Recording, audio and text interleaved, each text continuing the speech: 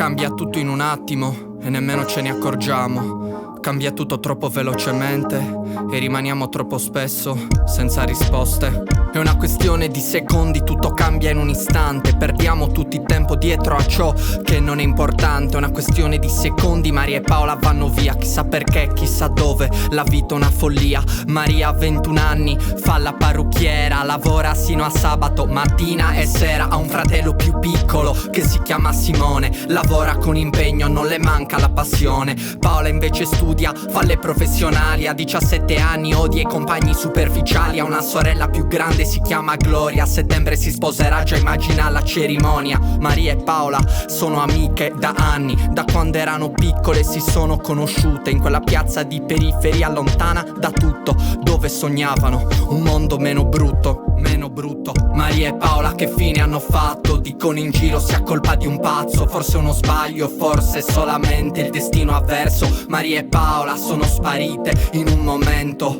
Maria e Paola che fine hanno fatto? Dicono in giro sia colpa di un pazzo, forse uno sbaglio, forse solamente il destino avverso. Maria e Paola sono sparite in un momento. Maria ha finito di lavorare, chiama Paola, le dice dai che andiamo al mare, in qualche locale dove ballare, dove dimenticare tutto il male che non sanno esternare. Paola è contenta, tra poco fa 18 anni, si fa bella per fare colpo sui più grandi. Stanotte ci sarà anche Daniele, lei lo adora, magari se va bene stanotte è la volta buona. La notte scorre, ballano felici, sono circondate da un sacco di amici. Daniele fuori giri ma ripete che va tutto bene, anche se ha perso se stesso dietro a quel bicchiere. Si spengono le luci, la sala si svuota, Maria e Paola si abbracciano, si fanno forza. Daniele prende la rincorsa, di nessuno ha cura. Maria e Paola insieme non hanno paura.